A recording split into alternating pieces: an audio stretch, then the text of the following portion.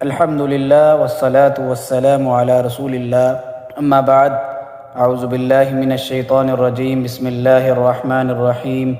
انا انزلناہ فی لیلۃ مبارکۃ انا کنا منذرین صدق اللہ العظیم۔ تمام تعریفیں اللہ رب العالمین کے لیے ہیں۔ درود و سلام نبی مہربان حضرت محمد الرسول اللہ صلی اللہ علیہ وسلم کی ذات اقدس پر۔ قرآن مجید کی آیت مبارکہ میں نے ابھی تلاوت کی ہے۔ اس میں اللہ تعالیٰ فرما رہے ہیں، یقیناً ہم نے اسے یعنی قرآن مجید کو بابرکت رات میں اتارا، بے شک ہم ڈرانے والے ہیں۔ اس کے بارے میں عموماً ہمارے سوسائٹی کے اندر ایک مسکنسیپشن پائی جاتی ہے کہ اللہ تعالیٰ نے یہ جو آیت ہے اس کے اندر شب برات کا ذکر فرمایا ہے اور قرآن مجید کا نزول اس رات میں مکمل ہوا تھا۔ تو سب سے پہلی بات یہ ہے کہ قرآن مجید کا نزول تو قرآن مجید کے اندر ہی بتا دیا گیا ہے کہ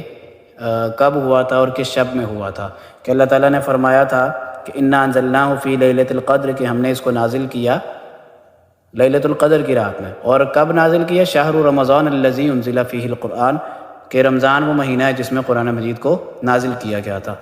معاشرے کے اندر جو مسکنسیپشن مزید جو پائی جاتی ہے وہ یہ ہے کہ شب برات والے دن اللہ تعالیٰ جو ہے لوگوں کی تقدیروں کا فیصلہ کرتے ہیں،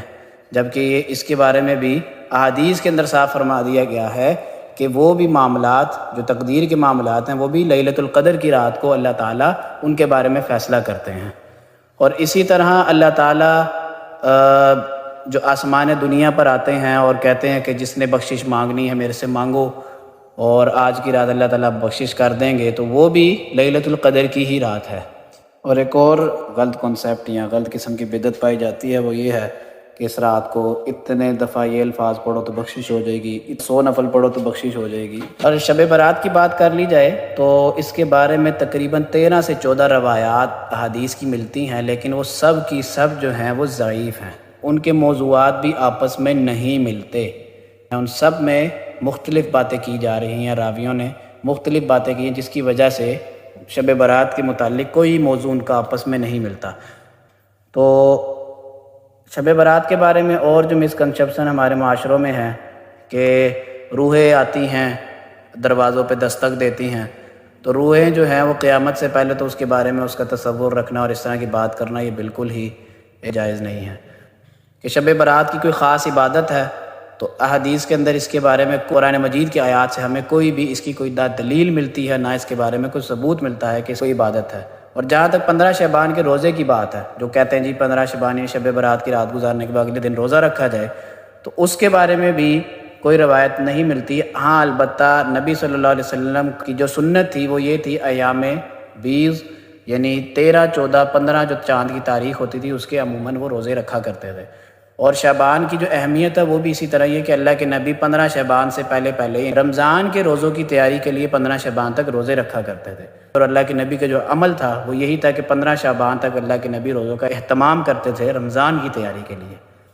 یہ ساری باتیں دیکھی جائیں تو شعبان کا مہینہ اس لحاظ سے بڑی اہمیت کا حامل ہے کہ اللہ کے نبی اس میں رمضان کی تیاریاں کرتے تھے۔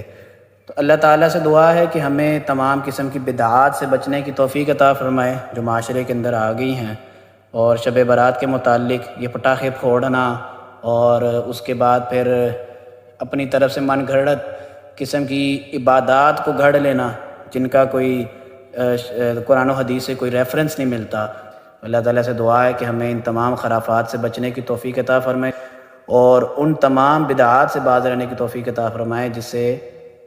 معاذ اللہ ایک مسلمان دار اسلام سے بھی خارج ہو سکتا ہے، یعنی شرک کی طرف جا سکتا ہے۔ اللہ تعالیٰ ہمیں شرک سے بھی محفوظ فرمائے، تمام بدعات سے بھی محفوظ فرمائے، اور ہمیں دین اسلام کو صحیح معنوں میں سمجھنے اور اس پر عمل کرنے کی توفیق عطا فرمائے۔ اقول قولی ھذا استغفر اللہ لی ولکم ولسائر المسلمین واستغفروہ انہ هو الغفور الرحیم۔